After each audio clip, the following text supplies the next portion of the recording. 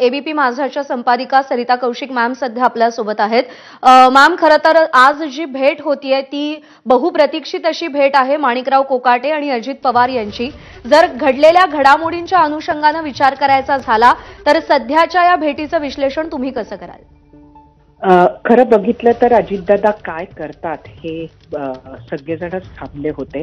अजितदादांना हा निर्णय घ्यायला इतके दिवस थांबण्याची गरज नव्हती.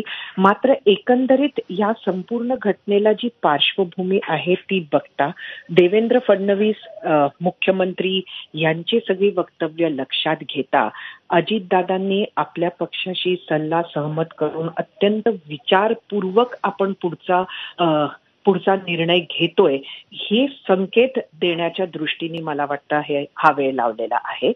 खरं तर माणिकरावांना त्यांना हवं तेव्हा बोलवता आलं असतं.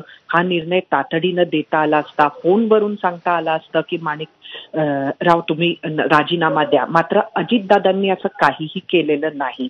ते विरोधातल्या लोकांना भेटले, कोकाटेंच्या ते समर्थकांना भेटले आणि आपण सर्व विचारपूर्वक करत आहोत हे संकेत आता कुठेतरी मिळतात. आणि कुठेतरी माणिकराव कोकाटेंना सुद्धा त्यांनी इतके दिवस थांबवून आपल्या पक्षातील इतर जे असेच बडबोडे नेते त्यांना सुद्धा संकेत दिलेले आहेत.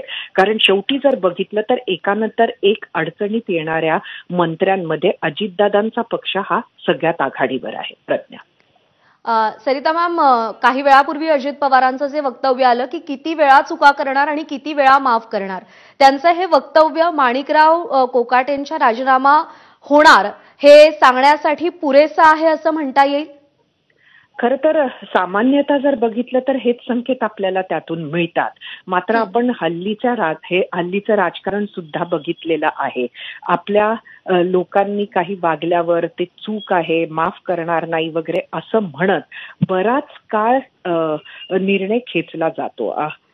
दोन गोष्टी आपल्याला लक्षात ठेवल्या पाहिजे प्रज्ञा. त्यातली पहिली म्हणजे की सरकार येऊन 1 वर्ष सुद्धा झालेलं नाहीये आणि सरकारच्या मंत्र्यांचा राजीनामा घेणं म्हणजे सरकारची नाचक्की असते आणि तेही काहीतरी असं घडल्यामुळे सरकार हे अकार्यक्षम आहे हा संकेत सुद्धा कुठेतरी जात असतो.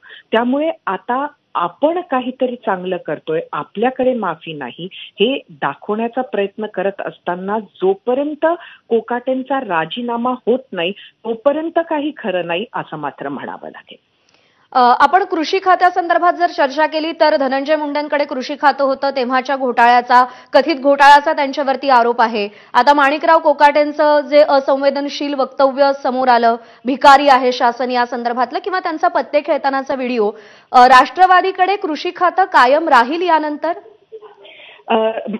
सध्याचं जे काही एक अलायन्स राजकारण आपल्याला दिसतंय त्यामध्ये खाते वाटलेले आहेत. निर्णय मंत्र्यांचे खरंच मुख्यमंत्री घेतात का हा प्रश्न आहे. त्यांनी आपली नाराजी जरी व्यक्त केली असेल तरी कोण मंत्री असावा, तो किती दिवस राहावा हे शेवटी त्या पक्षाचं नेतृत्व ठरवतो. त्यामुळे कृषी खातं हे माणिकरावांकडेच राहू शकतं.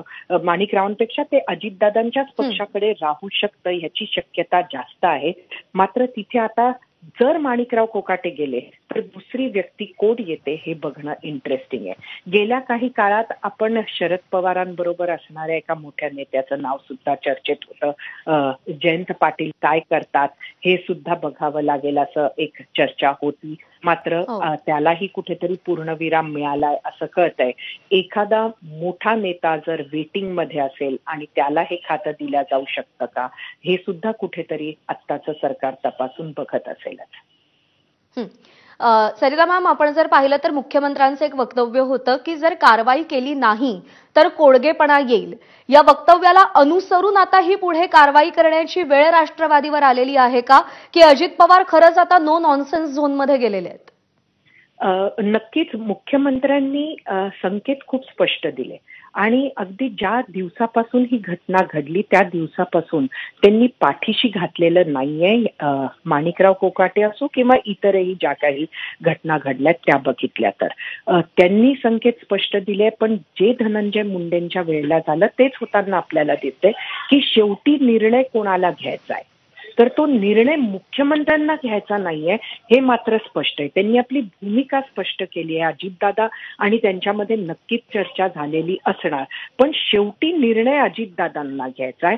कारण अलायन्सच्या राजकारणामध्ये शेवटी ह्या सगळ्या ज्या गोष्टी आहेत त्या महत्वाच्या असतात, त्याच लिमिटेशन्सही ठरतात आणि त्यामुळे शेवटी निर्णय आत्ता अजितदादा काय घेतात, कोकाटेंना काय म्हणतात, अगदी सध्या ती भेट सुरू आहे आणि त्यामुळे खरं तर काही वेगळा निर्णय घ्यायचा असेल तर तो अवघ्या काही मिनिटात किंवा अर्ध्या तासात होऊन जाईल असं वाटतं.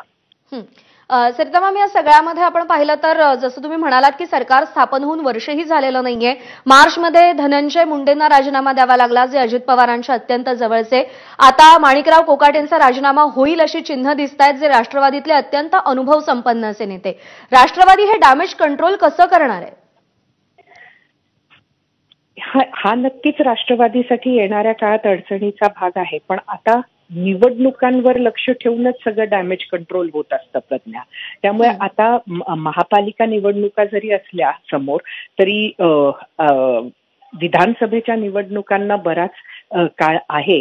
राष्ट्रवादीमध्ये जे नेतृत्व आहे, मग ते सुनील तटकरेंचं असो, प्रफुल्ल पटेलांचा असो किंवा अजितदादांचा असो, यांनी या सगळ्या प्रकरणात स्वतः एक मॉरल हायग्राऊंड घेतलेला आहे आणि त्यामुळे नेतृत्व अशा काही गोष्टी मान्य करत नाही. हा संकेतच खरं तर कुठेतरी त्यांचा डॅमेज कंट्रोल ठरू शकतं.